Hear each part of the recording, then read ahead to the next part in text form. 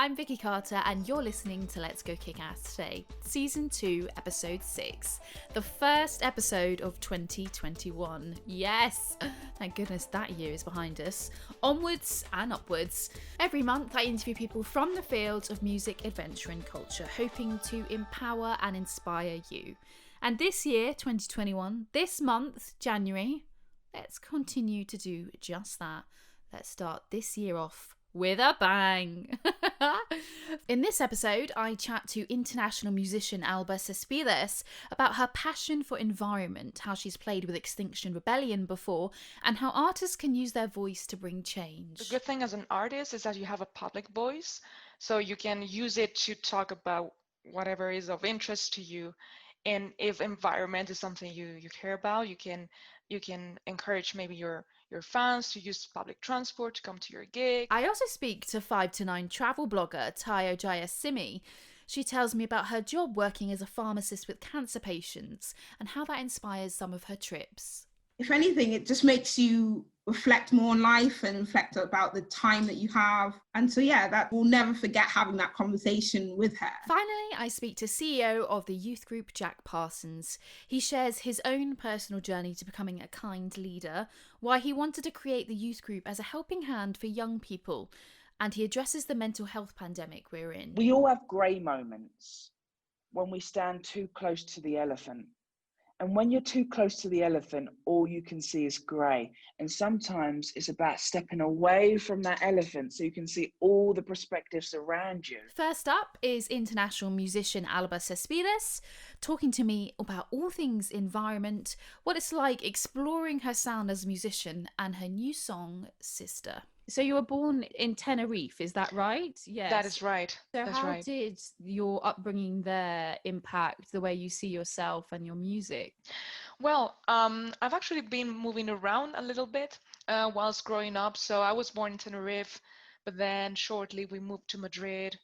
And then I also spent a few years in the south of France. So I've kind of have a Spain, France kind of growing up experience. And I guess I was lucky to be in a family where music is really appreciated. Even if my parents are not musicians, they've always had like this love for music. There was always some record on, a very good record, I must say, on, or they were taking me to concerts since I was very, young, and taking me to music lessons as well very early. So, and I think it was great also to get to the multicultural, multinational experience, because I think it opens your mind in a way that few things do, like traveling, living outside I think it's great to have that experience. Definitely. Well, I grew up in the Middle East and I've traveled around a lot myself. So I completely agree with you there with expanding your horizons and embracing new cultures. I mean, I can actually hear when I heard a little bit of the beginning of your song, Sister, I can hear the riff you play. It sounds very, like the melody, it sounds very Spanish or something that you'd hear, walking around the streets of Madrid, like that kind of ambience. And I can see that reflected in some of your music, which is fabulous. That's great. What inspired you to start music? Obviously, your parents were so invested in you, which I think is fantastic to hear, to have that support. Yeah. Well, I think, partly was, them, because when you're very, young, you don't know what you want to do. So it's great to be exposed to different things.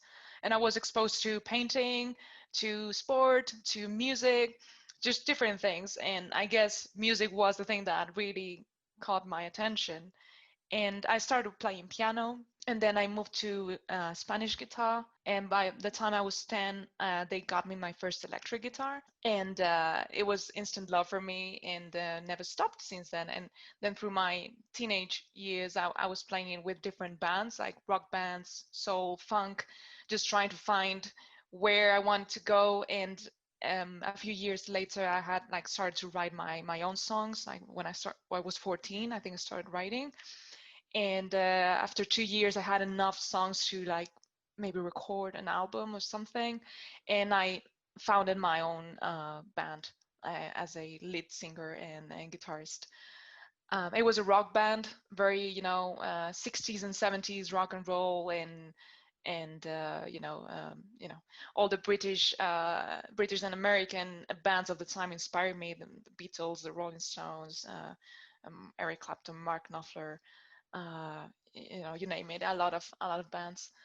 Yeah, I think that was the start of my journey, really. When I started playing my own songs in front of an audience, there was no going back, no, for me. That's so badass, I think. Definitely, electric guitar when you're 10 years old, because it's such a skill learning guitar and practicing and piano as well. I mean, I had piano lessons when I was younger, and it wasn't for me. So I know how hard you have to train yourself and force yourself to learn the notes and practice and practice. But then to go out and try out all these different bands with different genres and styles to see the one that fits you, and then to make your own. I think there's a lot of people who actually spend the majority of their life at the back of bands, in supporting acts, not having the confidence to step away from them and create music themselves and lead a band and create their own songs. So I think it's fantastic that you've done that and you've experimented with that, and you found, well, hopefully, have you found the style of genre that you want to pursue now? Well, that's a very good question, because I think I'm always in search of the new sound of, just improving my sound, making it more mature. I'm also like exposed to very different genres of music. I love a lot of different music, so that also uh, impacts my music in one way or another. So I have this love for R&B and modern new soul, for example, but then I also love the classics. I love playing guitar is a great thing for me. And you don't hear much guitar these days on mainstream, maybe pop and R&B.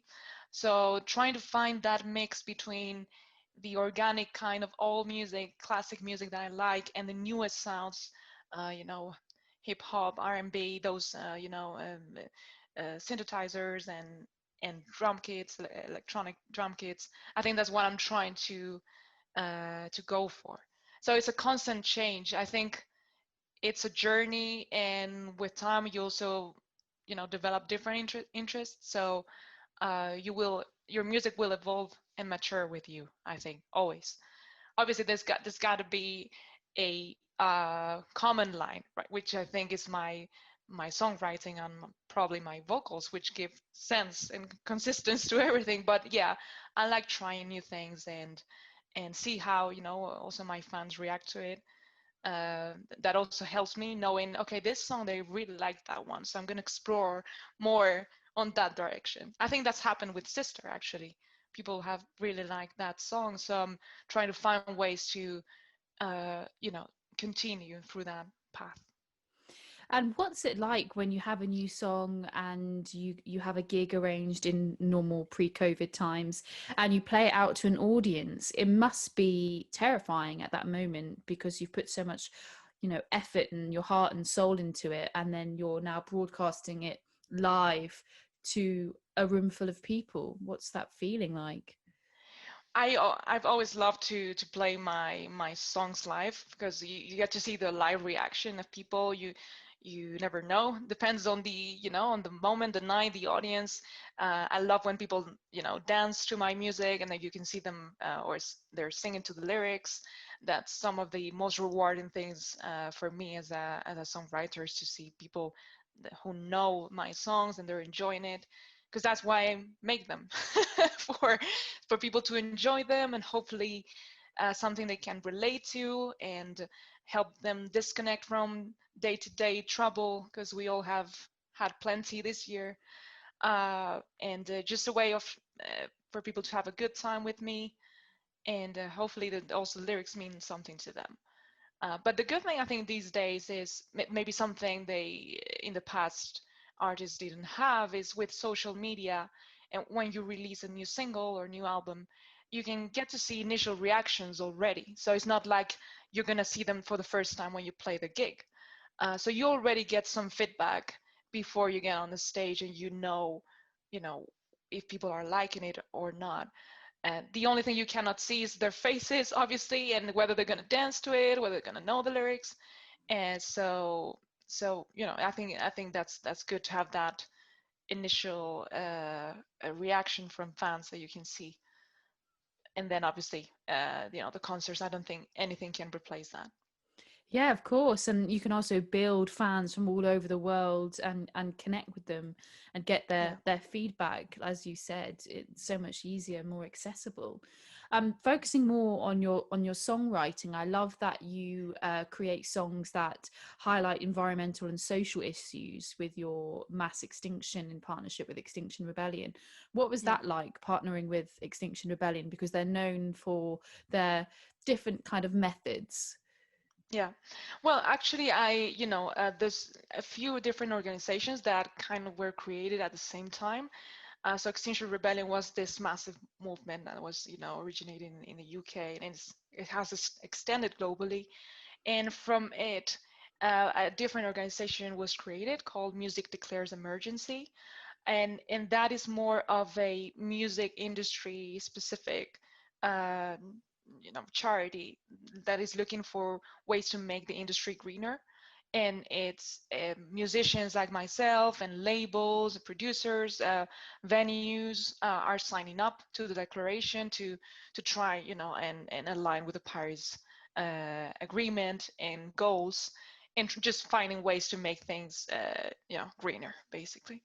So I got involved with them, and released that song with them, and also to raise funds for that organization in particular, and raise awareness as well about the problem that we're facing. And I've also been involved and tried to raise funds for other organizations like the Ocean Cleanup or Stop Ecocide, which is another one in the UK specific, which is trying to make the ecocide, so destroying the environment, a criminal offense. Because right now it is not. So you can basically go ahead and destroy whatever. You won't have any criminal charges.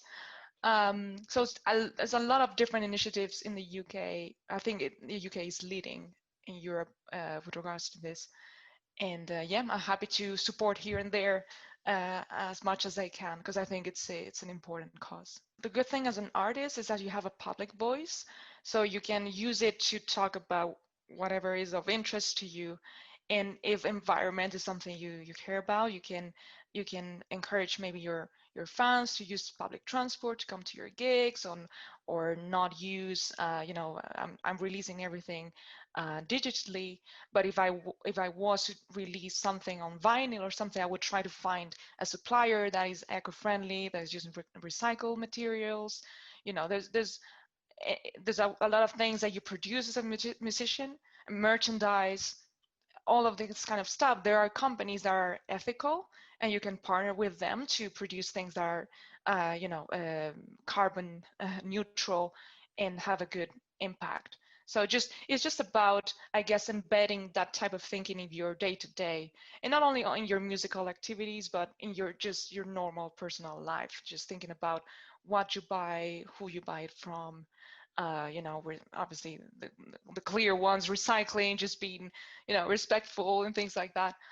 So there's definitely things we can do at a small scale. But what these kind of charities are trying to do is to achieve more systemic change that is coming from the government and from policy, because that's the way you can achieve really systemic and wider change. Because as an individual, there's only, that much, so much you can do.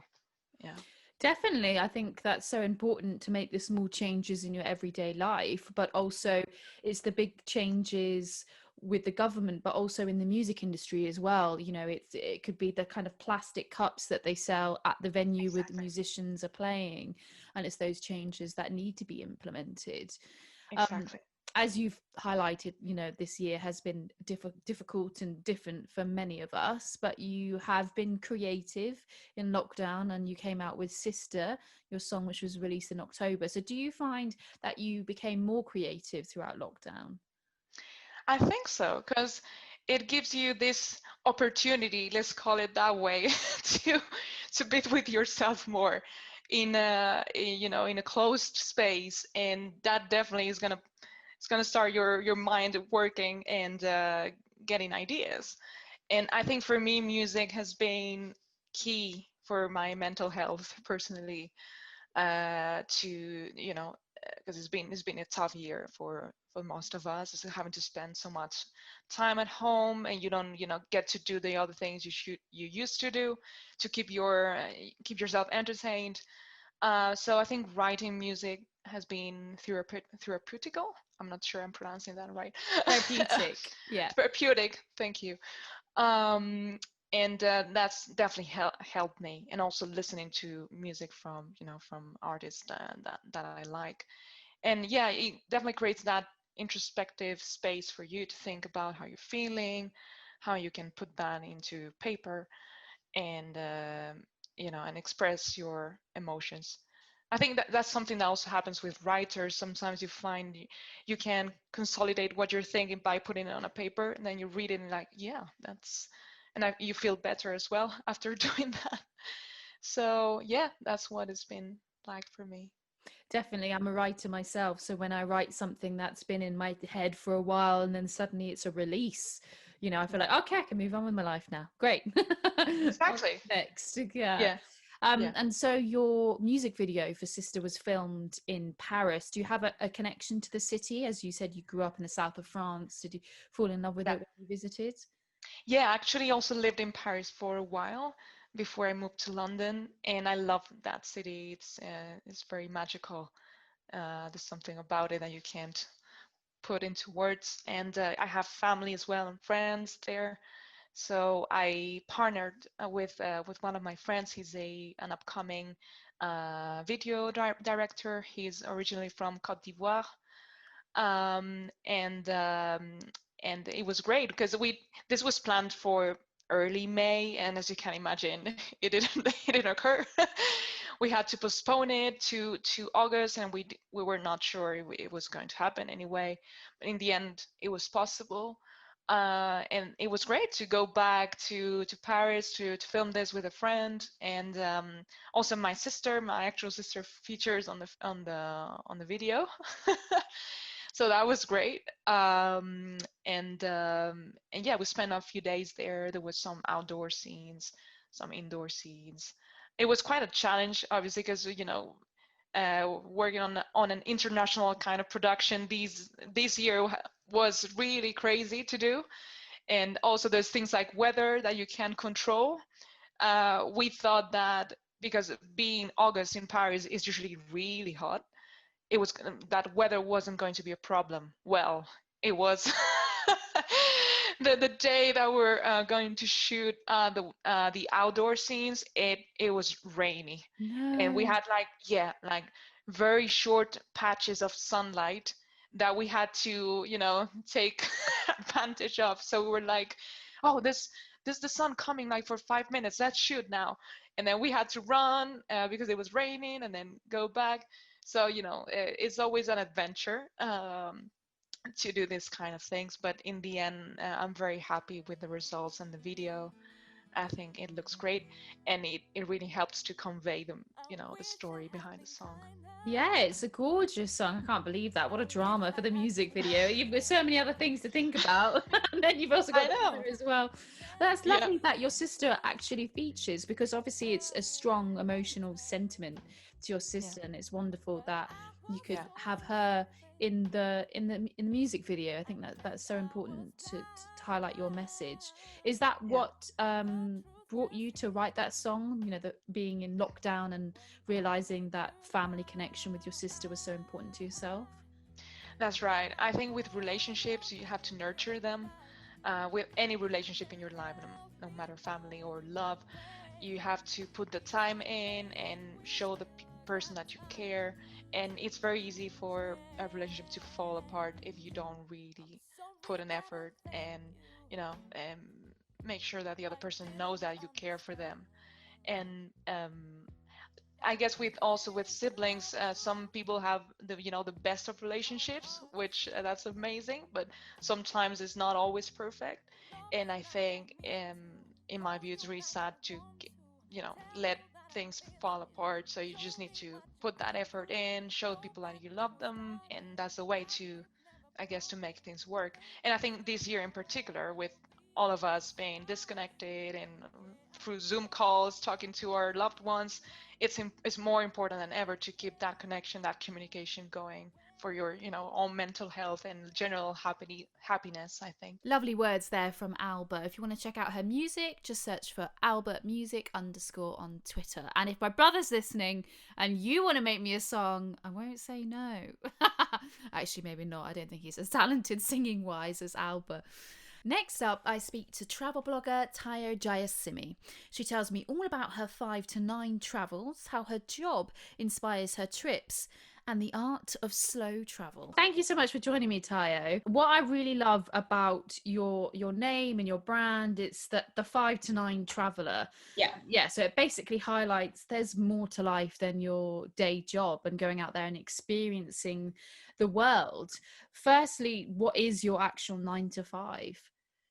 So my 9 to 5 that funds like my travel habits and my adventures is I work as a pharmacist. So I specialize as a pharmacist in oncology, so what we would call cancer. So I work mainly in a hospital with cancer patients.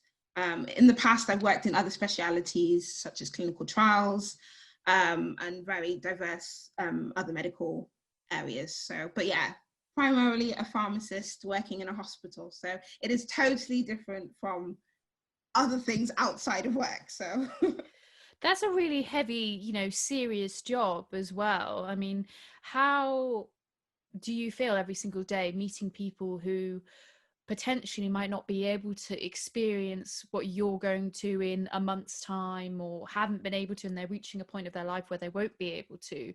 I guess, does it make you kind of reflect on your own life and I want to push yourself even further? Well, so actually one of my trips kind of was prompted by speaking with some of my patients. So Wow. I was, you know, sometimes I have that opportunity to have a bit a longer conversation. And there was one lady I was talking to, and I was saying, oh, I'm going to be away, so you won't see me next week. We'll see another pharmacist. And she's like, oh, where are you off to? And I said, I was going to South Africa. And she was like, I was supposed to go to South Africa, and then I got my diagnosis. And it just sort of like hit me, just like, oh, wow. And it just made me kind of reflect on trips that you sort of put off for various reasons, or I'll do it later, or I'll get a little bit more money together, which is understandable, and they're all valid reasons. But it kind of just made me sort of think, I don't want to miss out on a trip that I want to plan for.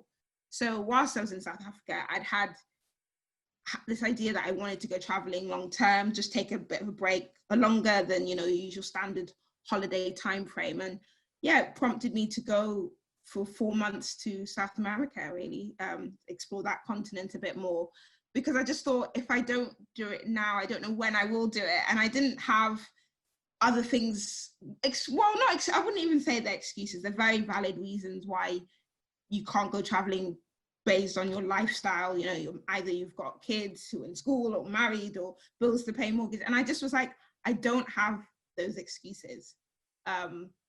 So I just need to make this decision to just do it now. And honestly, it was one of the best decisions I've ever made. So if anything, it just makes you reflect more on life and reflect about the time that you have.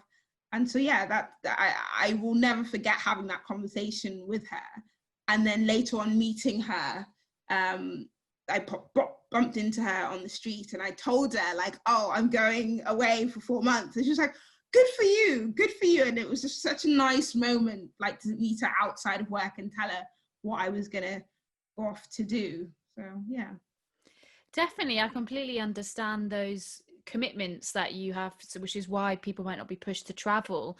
And to have that incredible conversation that someone pushes you to go and launch into this new chapter of your own life by exploring for 4 months is a wonderful, amazing step. And to have that opportunity to be able to do those things, but also be able to tell the person who inspired you to do it in the first place, is wonderful. And I think you being in that position of stability, but also having that reminder of, you know, life is short is powerful, because many people do forget that. As you said, many people do put it off and wait or, you know, I dread those people who they put their money aside, they save it for when they've retired, and then they get to retirement age and they can't do those things they wanted to because of, you know, certain reasons or any, you know, any other factors, which is really upsetting for travelers like yourself and myself, because, you know, we want to live for the every moment. And so you've spoken about the holiday time. So is that what you normally, out of the 4-month kind of period, hang on to? Is it, you know, saving up for long weekends do you go for, or do you normally go for like a 3-week kind of splurge? How would you advise people who are in your position, who love to travel but also have full-time job which they're passionate about? Yeah I think so. I do have more flexibility because I'm what we call a contract worker as a pharmacist. So that's something I've chosen to do, so that, because often when working in healthcare, you can't get more than 2 weeks off at a time unless it's a special reason. So what I usually kind of have in my mind, don't always stick to it, I must say, is that I'll have lots of mini trips, like weekends away. And usually it's to Europe because, you know, the time frame. And then I'll have one big holiday that I'm spending on for that year. Is this every year? Yes. Well, this is great. Yeah, I just, not, you know, as in just, well, I want to say one big holiday, like one that's it's a long haul, so I need that time, and it's, because it's long haul, the flights are more expensive, but often it can balance out because it's far away, it might be in a cheaper country anyway. So, you know, and I try and do it every year, so it doesn't always work out. I mean, when I went to Brazil for the Olympics, that was a bigger spending than normal, and I went for 3 weeks. So the following year, I didn't go on a massively big holiday. My holidays were a lot smaller, like weekend trips to Amsterdam or you know, anywhere in Europe. So that's kind of the pattern I like to take. That it'll be adventures that are local, and even local when I mean in the UK as well, and then one big holiday that's going to be further afield, so be it Brazil or be it South Africa. It sounds like a good plan. I'm sure there's a lot of people listening and who have been in the, you know, the same place as you and being able to have those options. But that's one of the good things about being in the UK, is that we've got Europe on our doorstep, and there's so many different countries and cultures and foods to embrace. It's wonderful. Have you ever thought about merging your work with travel and going somewhere where you can use your skills?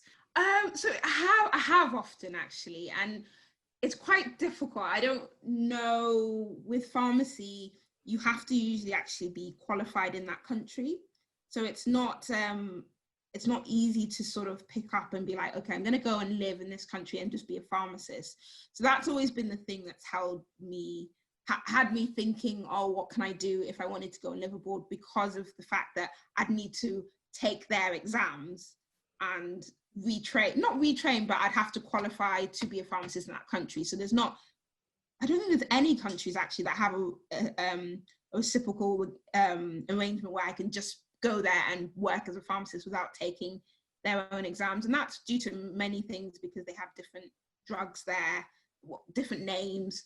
And then I also have the added barrier of that language, you know. So one of my dreams would be I'd love to live in Barcelona, but likewise, I need to understand there's a risk of mistakes increases by the fact that it's not my language. So I do often have that in the back of my mind, like, okay, well, then I'd need to go to an English-speaking country, really, if I wanted to go abroad and work. So what I like to think about more is really creating more of a diverse career portfolio. So just a mixture of things. So maybe I can utilize my skill set in a different way. So not necessarily being a pharmacist in that country, but maybe being a medical advisor, and just looking at different ways from, you know, there's so much opportunity utilizing digital platforms and computer platforms. So yeah, I have a few ideas, but at the moment, I quite like the fact that I can go and visit and explore without the burden of work, if that makes sense. So definitely. I love that you have been thinking about that. I think that's something that most travel lovers have thought about. It's like, can I do that job there? Can I do this job there? You know, thinking of all these other ways that they can travel in other places. But you're right, it is utilizing those skills, and it's something you can look to in the future. But also, yeah, the range of places you've been talking about is so exciting. So looking at UK staycations, I mean, where would you recommend? I saw some beautiful pictures of lavender fields on your website. Yeah, as in, there's so many places. Let's start up north. As soon as I talk about travel, your face is I know. beaming. I just get excited. Sometimes it's like, I'll be speaking to a patient and they'll talk about their holidays and I'll just start like engaging, and they're like, why is she not talking about our medication? I'm like, oh, where are you going? What are you gonna do? But yeah, no, with staycations, there's so many opportunities. I think it really depends on what somebody's interested in. And I like to do a lot of like outdoor stuff, like hiking, because it's free and you get to see lots of beautiful sights. So like Lake District is beautiful. I used to go as a kid with my mum and dad and my brother. So those were like family trips there. And it's so, it's such an expansive space that you can to explore. So each time you go, you're going to a different part and you're seeing new things and different activities to do. Snowdonia is also a personal favorite of mine. I've been to that area about twice and gone to visit there. And there's lots of different, there's obviously the main Mount Snowdon to climb, but there's lots of smaller mountains that you can scramble up and hike up. Wales has got it all, haven't they? I feel there's really so much beauty there. I mean, yeah, it's just, I'm blown away each time. So I went to last year when we were grounded. I went to Pembrokeshire, so that was my first time going to that county, and oh my goodness, it was just stunning. The Pembrokeshire it's the first, I think it's the only national park that is coastal within the UK, and so there's like a whole path, a Pembrokeshire coastal path that you can walk. I didn't do that, didn't have that time. I did a proportion of it, and it's got beautiful beaches along it, and I just was like, I was just so in awe, and it was just so tranquil, and yeah, it was just lovely. It was really, really nice. I think especially with your line of work and my line of work, it's so important to take those moments outside and be with nature, and hiking calms me so much down. So I know that you're based in London as well, and so I went for a 3-hour walk just to a park and back, and I could just listen to a good podcast and chill out, be with nature. But obviously it's not the same being in this rustic path in the middle of nowhere with fields. You have to go through a lot of city to get to nature. Is there anywhere that you would recommend in your local area that you'd say is a great place for people just to disconnect? It's Epping Forest. Gorgeous. Epping Forest has so many bits to it. Like, I don't even think I've met so many Londoners. I'm a Londoner by birth, actually, but I've met so many Londoners and they've just not been to Epping Forest. I'm like, it's just there. And it's so, there's different parts that you can walk. There's a great visitor centre that provides maps of different routes and trails that you can walk. And yeah, it's just, I think it's not fully explored by Londoners. So Epping Forest is one. I really want to go to Richmond Park. I have unashamedly not been. Oh wow, I guess it's the other side of London for you. So I've not visited there, but yeah, I really think Epping Forest, and actually even Stratford, it's a smaller area, but Stratford, since its redevelopment from the Olympics, there's a lot of wet reserves around that area, and they've really developed that place to walk around, go around the parks and the canals, and yeah, it's really nice around there. It's actually, especially around the summertime, you just can feel the chillness that people have around there. Yeah, it's so gorgeous. I lived in Leighton for a year. I've just moved from there. Yeah, and I used to go running all the time around Queen Elizabeth Olympic Park, and you can go, all the way. I cycled all the way up to Walthamstow, and then you can also run to Hackney. It was just so much to see. And I think people forget that London actually has these pockets of greenery, and like Richmond Park is massive. It's unreal. And there's deer in London, it's unheard of. So yeah, I guess it is finding these spots. Now, you highlighted before this 4-month trip. I mean, that sounds incredible. Would you say that trip, or is there another trip which really opened your eyes to traveling and you thought, okay, I'm in love with this? So I wouldn't say that was the trip that opened my eyes to being in love with travel. I think it would be the trip that made me realize the importance of slow travel, the essence of really just taking it in and taking your time, and not, because sometimes on shorter trips or holidays, it can be you can make it rushed if you're like, I need to see this, I need to do that, I want to, and it's because you don't know if you're going to be back there again, or if you're going to get to see all these places that you desire to see.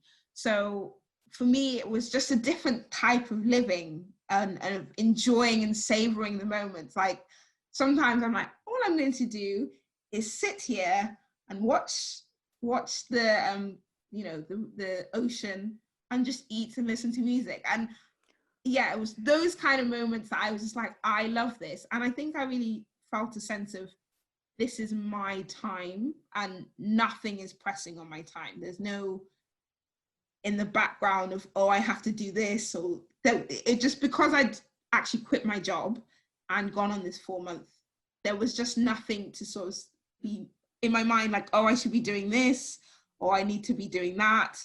It was just all up to me. It was my time. And I think, yeah, it was something that I really cherished and loved, the fact that it was my time and I decided what I wanted to do, when I wanted to do it, what interests. I don't have to prove myself to anybody.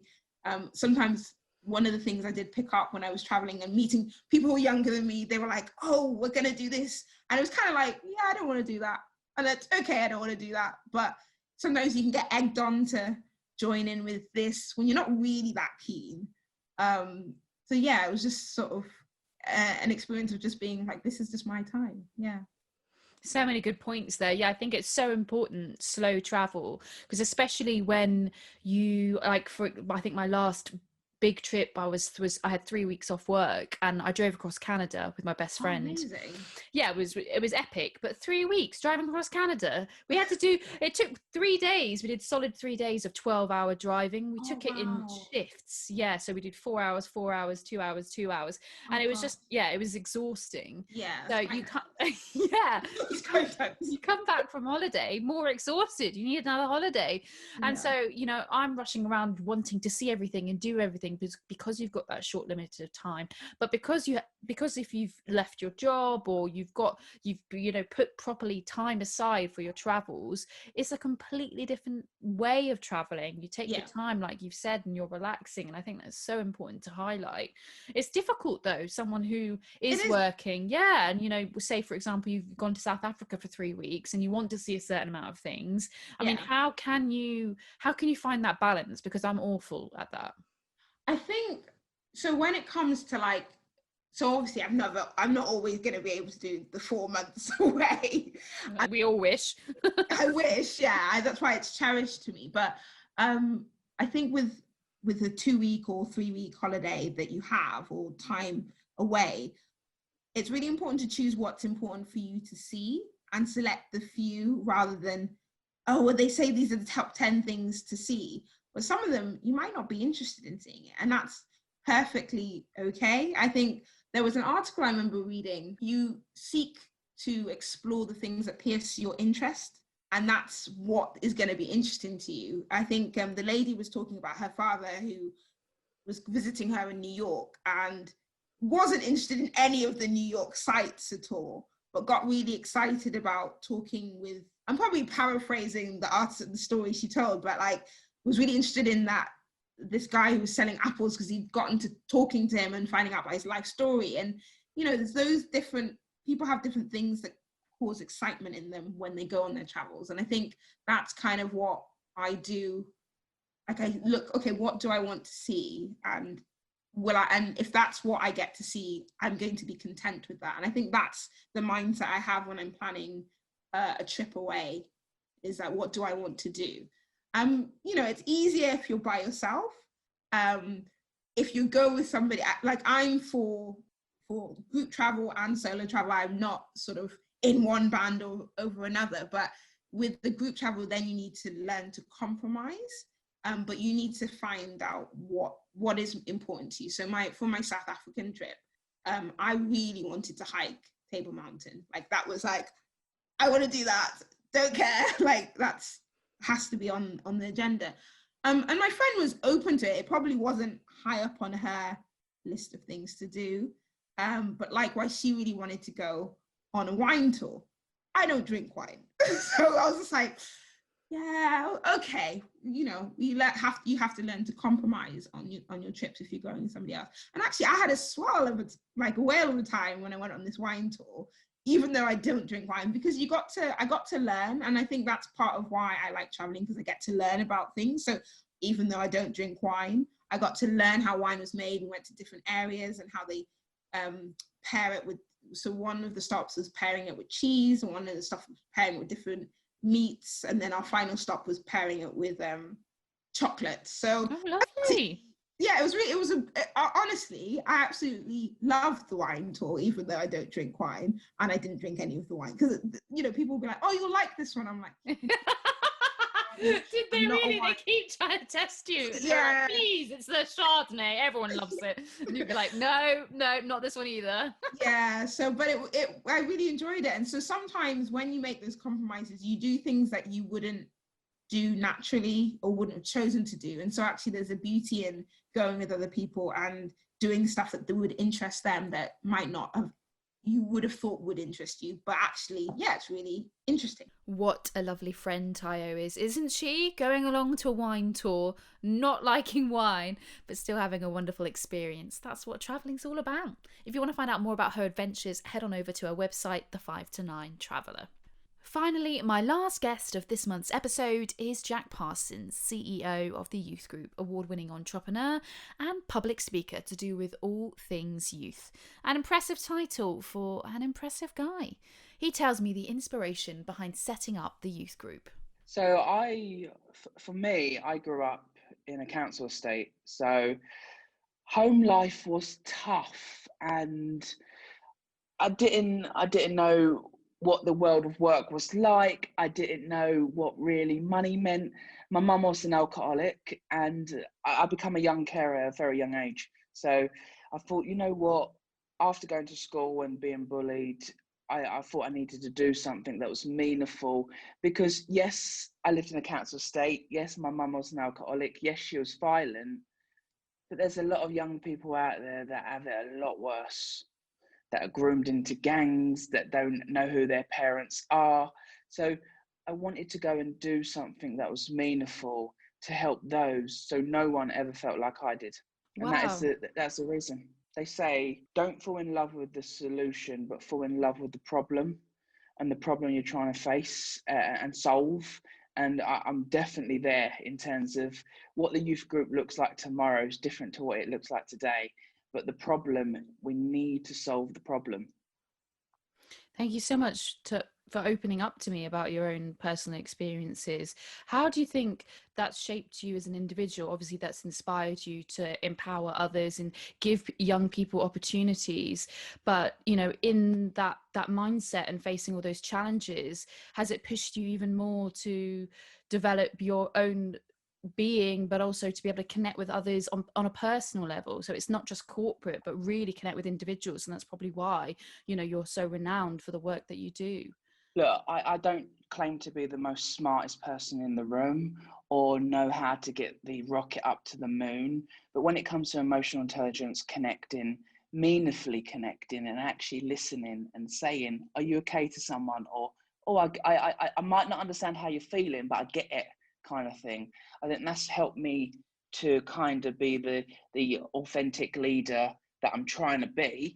And no way am I the finished article, and I don't believe anyone is. And this is the landscape, and I only know this much, but I keep very true to who I am, what I know, and what I can do. And when you do that, I think it's because at the age of 5, I was ringing up the phone man at the BT phone bill, trying to negotiate because we had no money to keep. Otherwise, it would have got cut off. So it's really, I think it's a part of growing up quicker than my age, but 2, just showing a bit of love and care to everyone, because we're all human at the end of the day, and we all have different challenges, and you just don't know what it takes to someone get out of bed in the morning. Definitely. And I think the youth group, that's what sets you apart, because you know what young people are all about, you know the challenges that they face. How important is it to have a network like the youth group to provide mentor schemes so they can reach out to people, but also be able to provide opportunities that enable confidence and inspire self-worth and self-belief in their own ideas and their future paths?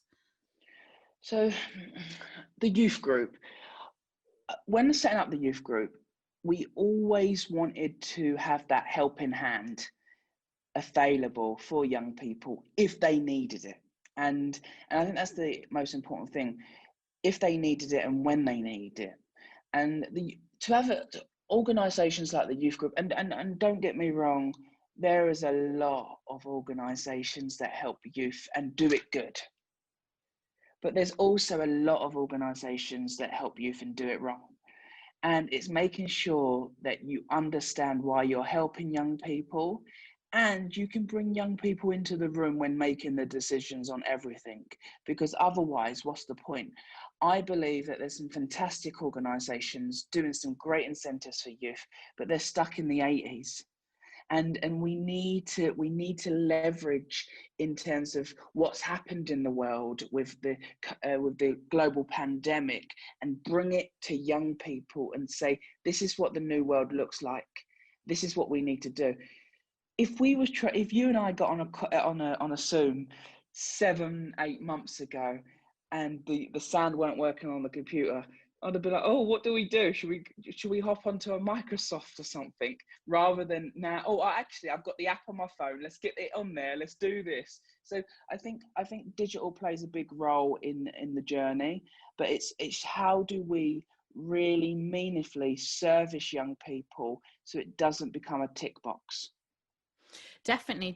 And like you've highlighted, the world has changed so drastically, and I'm sure there's a lot of young people really concerned about their own future, about, if they're making the right choices anyway, and then facing difficult situations like you did at home as well. And it's having a huge impact on individuals' mental health. What would you say to those people who are struggling and unsure of what to do and what path to follow?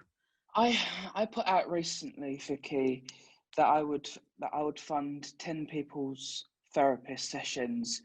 And I did that because I just feel like right now, no matter who you are, no matter what job you have, whether you love your job or not, everyone is finding it difficult in some shape or form. Some don't show it, some do. Some really need help and some don't. But right now, I believe the real issue out there is a global mental health pandemic, not just with young people, but some of the most brightest, successful people in the country and in the world. We need to take mental health seriously. There's still a big stigma around it. It's got a lot better in the last 18 months, but not enough is being done. And my message or what I can share with anyone who is currently facing a difficult moment or a difficult period is you need to go from having all the answers to all the questions when it comes to your mental health. Why am I feeling like this? Don't expect to understand why you're feeling sad or you're feeling anxious or you're overwhelmed. Ask the question. And that's asking the question to a therapist. That's asking the question to your best friend. That's asking the question in a forum online to someone that you don't know, but you have to go and ask the question and be okay with asking that question. I use this thing, and I came across this in lockdown, is we all have grey moments when we stand too close to the elephant.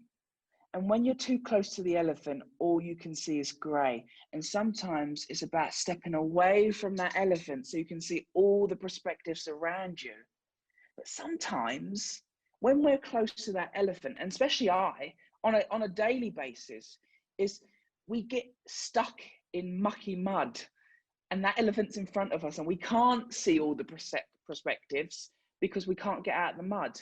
And that is when you need to turn to those around you, your community, your tribe, people that care, to help you get out of that mud, to see all the perspectives.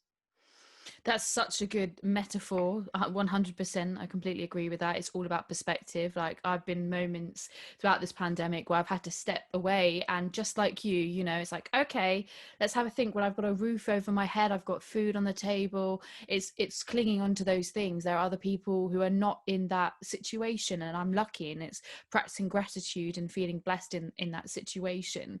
I think the kindness that you've highlighted with reaching out to people and building this tribe is probably what made you one of the top 50 kindest CEOs. I mean, how did it feel getting that title? And also, do you think kindness is an important attribute to being a CEO? The reason why I went public with my mental health was, one, because I needed a channel to actually speak. And I didn't really mind if no one responded or no one messaged me. I just wanted to get stuff off my chest. But as soon as I started getting messages and people sharing that I'm also feeling down, or it's okay, some of the most successful people that you look on LinkedIn and you go, wow, they have it all perfect. I was getting messages, like stories from managing directors of Accenture who's been there 25 years, who are secretly having a mental breakdown behind the scenes. And it starts to feel, one, wow, can I change one person's life? Even if I can just sit there for 5 minutes and help one person. Whatever you do, and whoever you can help and whoever you can't help in that period, you have to do it with grace. You have to do it with kindness, because at the end of the day, what is it actually taking someone to open up to you? What is it actually taking someone, like I said earlier, to get out of bed in the morning? And treat people how you would like to be treated in that situation. So kindness has become part of my life, a part of doing good. And kindness is bloody cool. Anyone who don't think being kind as a leader is cool, you know what, you've lost your marbles a little bit. So be kind, be fair. And people see kindness as a weakness. Oh, you're soft. You're kind, you're too soft. I'm not soft. I still have a backbone. I still know my worth in the morning, and I still action my mission to improve the odds for young people to reach their full potential in work. But I just do it with class, and I do it with kindness. So when the Financial Times named me one of the 50 top kindest leaders, I was thrown back a little bit, because I didn't start being kind and helping and supporting and showing kindness for an award or for recognition. I did it for my own sanity and for the sanity of others. And I feel that's wonderful. Thanks so much for sharing. And I feel that has built the foundations of the youth group, and it's embedded in that in everything you do. And I think it's so important to have that attribute and value to not only your own life, but also your personal life and your business as well, because that's what makes you approachable. That's what people will remember, the honest connections that they've had with you, which I think is so important as not only an individual, but also someone who's running such an incredible organization as yourself. I think, you know, that's incredible. Did you ever think you'd be in this moment where, you know, you've got that funding and you've got this workspace and you've got all these employees? Did you ever see this in your future, or do you ever look back and you think, wow, how did I get here? I was one of those individuals at the age of 7 that loved Lego. And when I actually started to play Lego, I actually built a little mini empire and a little okay, let's build the charity shop, let's build the church, let's build the house, and build a little city. That was like kind of my release. I used to come home from school and it used to all be destroyed because my mum didn't want it up, but that's another situation. But I used to build a little village and a little community. And then I used to watch films that showed, for instance, that were to do with business and entrepreneurship, and actually, is that part of me? And when I started my first venture, which I grew to 8 million in 18 months, and it had millions of pounds investment, and that was a technology platform focused on getting council kids into jobs, and there was a lot of successes there, but there was a lot of movie moments. Like, I had a Mercedes driver picking me up, and a PA waiting outside the Tottenham Court Road office with a cup of tea, and I tried to be something I was not, and that looked good on the surface. It looked good from Instagram. It looked good from the outset, but actually, was I happy? No. Was I really fulfilling what I've set out to fulfill and actually meaningfully help young people? Absolutely not.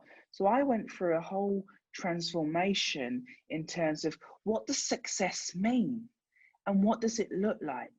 And I've done good this year in terms of my public speaking. So I get paid anything between £4,000 and £7,000 per public speak thing I do. Wow! And I'm really public about that. And I've got an extra 50k this year that's sitting there, that extra 50k that I wouldn't normally have on what do I do with it. It's an extra 50k that I didn't predict that I would earn. So I've gone and said, right, I don't need that money. I'm going to go and pay £50,000 worth of therapist sessions for people, 10 people who I can pay for therapy, and they can have therapy sessions. And you know what? It's made me so bloody happy. It's all about, what does success look like to you, and what can you do to actually pave the way? Because you can have all the success in the world. You can have the biggest network in the world. And I pride myself on the black book that I have. But if you don't share it, if you don't lend it out, what is the point? What absolutely is the fundamental point? So yeah, I am proud, but there's always more that can happen, and there's always more that you can do. And for me, my focus flipped very quickly as soon as the pandemic came. This is not about me. This is about me setting up the foundation, doing all the dog work so I can leave a legacy and step away from the organisation when it's at its stage where it's on its own 2 feet, and be that helping hand to young people that they need. I don't know if that answers your question or not. What a journey you've been on, throughout your childhood, your personal journey, your emotional journey, and I think also through your work journey, really exploring who you are as an individual and your authenticity. And I'm proud of you, what you've been through, what you've achieved. No worries at all. I think that's fantastic. And I'm so glad that there's someone like yourself who's doing the work that you're doing and reaching out to so many people. I mean, from a personal perspective now, and I'm sure some people would love to know as well, from someone who's so successful, how did you explore that? I think it's the climate you live in. So it's the environment around you. There's a really famous saying, and I'm not going to coin it because it's years and years ago, but the 5 people you surround yourself with, you start acting like. And I take a moment. One of my mentors who used to be the CEO of Grant Thornton, a woman called Sasha, she used to say to me, Jack, wow, you're like a ripple. And I was just like, what? The chocolate? I've not had one of those for ages, but I love Galaxy. And then she went, no, the ripple in the water. When the water's rippling, meaning when it's moving, the human can't see its reflection in the water. But when the water's still, you can reflect and see the water. So Jack, when you're rippling and you're running around and you're not reflecting, you can't really see what's going on. So sometimes it's about standing still and really thinking about, in that moment, what does tomorrow look like? What does a month's time look like? And a vision board works for a lot of people, writing it down. There's so many different methodologies and methods that you can use. And if that works for you, go and do it. For me, it was taking a moment to reflect, burst out crying, when things are not working, because there's always things in life that don't work. I'm not sitting here right now saying, wow, everything's perfect. Everything is never a pretty picture, but you have to be happy with where you are, but also understand what's the next step. What's your next move? And what does that mean to you? Didn't I say he was impressive? So many pearls of wisdom in that interview. I was actually mentally taking notes whilst I was interviewing him. If you think you know someone who will benefit from the help from the youth group, then do make sure to check out their website and share it. That's it from me. I'll be back next month with a whole new episode of the Let's Go Kickass Today podcast on the theme of love. Do make sure to comment, subscribe, rate and share. I'm Vicky Carter and you keep kicking ass.